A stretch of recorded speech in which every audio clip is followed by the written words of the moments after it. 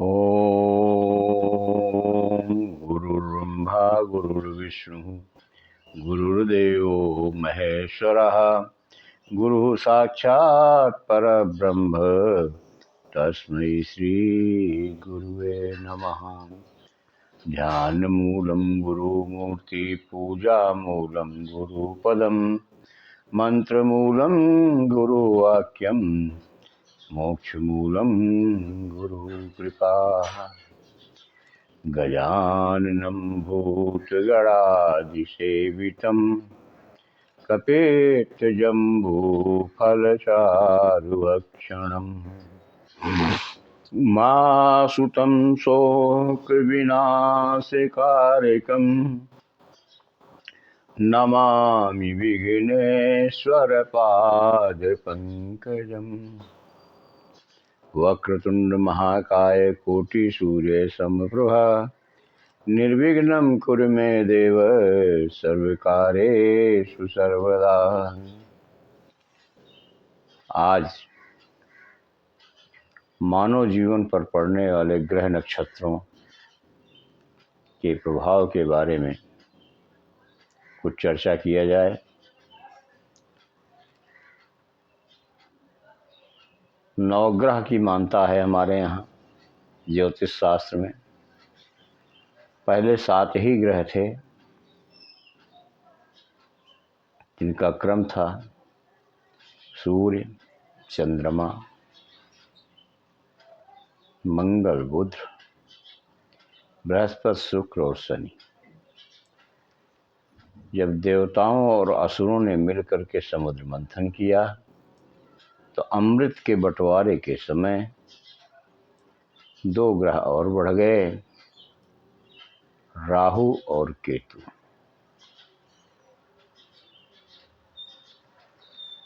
जिसके लिए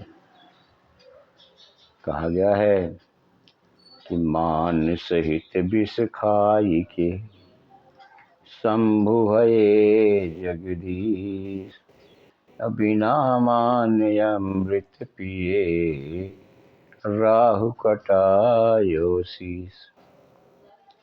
तात्पर्य है कि मान सम्मान के साथ में ग्रहण किया हुआ कोई भी वस्तु वो हमारे लिए शुभकर होता है और बिना मान सम्मान का कोई भी चीज हमारे लिए अहितकर होती है। सूर्य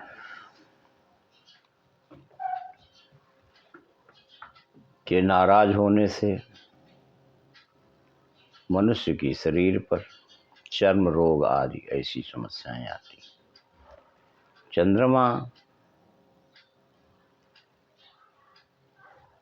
सुंदरता का द्योतक है, मंगल पराक्रम का द्योतक है, बुध बुद्धि का द्योतक है, बृहस्पति गुरु है, शादी विवाह का योग बनाता है, शुक्र संतान योग बनाता है और शनि जो है मारक योग बनाता है। जिसमें ज़्यादातर अनुभव के आधार पर आप लोगों को बता रहा हूँ कि शनि की 7.5 जिस राशि पर होती है, चल रही होती है, उस राशि के लोग परसेंटेज में परेशानियों से ज़्यादा घिरे रहते हैं। जिसमें 3 तरह की परेशानियां मनुष्य के जीवन में हैं। दैहिक है, दैविक है और भौतिक। शारीरिक परेशानी, बीमारी हो जाए, एक्सीडेंट हो जाए, ऐसी समस्याएं जो हैं शनि देवता की। जब शनि की ढैया चल रही थी मानव मनुष्य के ऊपर तो ऐसे समय में ज़्यादा चांसेस रहते हैं। और आर्थिक परेशानी भी ऐसे समय पे आती है। मानसिक समस्याएं भी ऐसी तरह आती हैं कि कोई न कोई विवाद हो जाए, किसी से झगड़ा लड़ाई हो जाए, जिसका कोई हमारे पास हल ना हो, मानसिक परेशानी में आदमी जूझता रहता है। शनि देवता को प्रसन्न करने के लिए, शनि देवता की कुदृष्टि से बचने के लिए, छोटे मोटे या बड़े बड़े, जैसा जिनको जिस उपाय से राहत मिली उस उपाय को लोग बताते हैं। हमने भी जो आजमाया है वही आपको बता रहा हूँ, जिस पे मैं पूर्ण रूपेण आश्वस्त हूँ। शनिवार के दिन स्टील के लोटे से 1 लोटा जल काला तिल डाल करके सुबह जब सूर्योदय हो रहा हो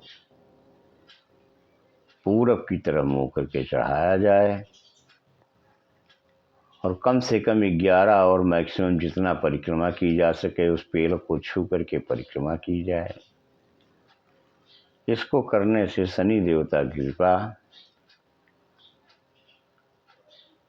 कुछ समय के उपरांत महसूस होने लगती है। बिगड़े हुए काम बनना शुरू हो जाते हैं। जो नाराज हैं वो प्रसन्न रहना शुरू हो जाते हैं। धन दौलत रुपया पैसा व्यापार में लाभ मिलता है। बीमारी में जो दवा नहीं फायदा कर रही है वो दवा फायदा करने लग जाती है। ऐसा मेरा अपना अनुभव है। तो शनि देवता की ढैया इस समय कर्क राशि और वृश्चिक राशि पे शनि की ढैया चल रही है। मकर, सिंह और मकर, कुंभ और मीन राशि पे 7.5 चल रही है। तो इनका जिन राशियों में ऐसे जातक, ऐसे व्यक्ति, ऐसे माताएं, बहनें, पुरुष, भाई, बंधु जिनका नाम इन राशियों से और नाम अक्षर से ये राशियां बनती हों, अगर उनके जीवन में किसी तरह की समस्या आ रही है तो शनिवार को 1 लोटा जल काला तिल डाल करके आपके आस पड़ोस में जो कोई पीपल का पेड़ हो उस पर आप चढ़ाएं और पीपल को छू करके क्लॉकवाइज घड़ी की दिशा में दाहिने हाथ से छू करके 11 परिक्रमा करिए, 21 की परिक्रमा करिए और परिक्रमा करते समय शनि के इस मंत्र का जाप करिए। ओम शं शनिश्चराय नमः। ओम शं शनिश्चराय नमः। ओम शं शनिश्चराय नमः। ओम शं शनिश्चराय नमः। ओम शं शनिश्चराय नमः। ओम शं शनिश्चराय नमः। ओम शं शनिश्चराय नमः। ओम शं शनिश्चराय नमः।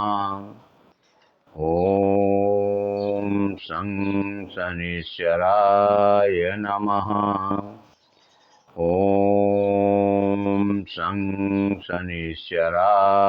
नमः। ओम शं शनिश्चराय नमः। ओम शं शनिश्चराय नमः। ओम शं शनिश्चराय नमः। ओम शं शनिश्चराय नमः। ओम शं शनिश्चराय नमः। ओम शं शनिश्चराय नमः। ओम शं शनिश्चराय नमः। ओम शं शनिश्चराय नमः। ओम शं शनिश्चराय नमः। ओम शं शनिश्चराय नमः। ओम शं शनिश्चराय नमः। इस मंत्र का जाप करते हुए अगर आप परिक्रमा करते हैं तो शनि देवता की कृपा आपके ऊपर पड़ना शुरू हो जाएगी, ऐसा मेरा विश्वास है। और आप जीवन में जो समस्याएं हैं, चाहे वो शारीरिक समस्या हो, चाहे मानसिक समस्या हो, चाहे आर्थिक समस्या हो, इससे आप धीरे धीरे मुक्त हो जाएंगे। जीवन आपका खुशहाल हो जाएगा, समस्या किसी भी तरह की हो। हाँ, ये है कि शनि देवता का इस मंत्र का प्रभाव तो हमेशा मानव जीवन पर पड़ता है, लेकिन अगर शनि की ढैया या शनि की साढ़े साती चल रही है तो इस मंत्र का जाप करने से विशेष प्रभाव पड़ेगा। आप लोग इसी मंत्र पे अगर हवन करते हैं तो और तेज प्रभाव पड़ेगा। शनि की हवन में, शनि की पूजा में, शनि देवता की पूजा हम लोगों को करनी चाहिए। अगर हमारे सामने समस्या है तो विशेष पूजा करनी चाहिए, नहीं है तो नवग्रह की वैसे ही पूजा करनी चाहिए। किसी भी पूजा में करने से पहले नवग्रह का आवाहन किया जाता है। तो ब्रह्मा मुरारी श्रुतिपुरांतकारी भानु शशि भूमि सुतो बुधस्य गुरुस्य शुक्रः शनि राहु केतवः सर्वे ग्रहा शांतिकरा भवन्तु।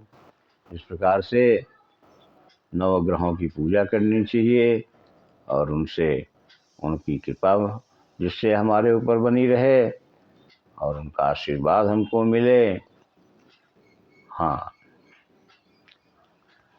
और ये सब मनुष्य को सनातन धर्म में पूजा के कई तरह विधान मिले हैं, जिसमें कर्म योग को ज़्यादा महत्व दिया गया है। कर्म की प्रधानता है, कर्म प्रधान विश्व करि राखा, जो जैस करई तो तिस फल चाखा।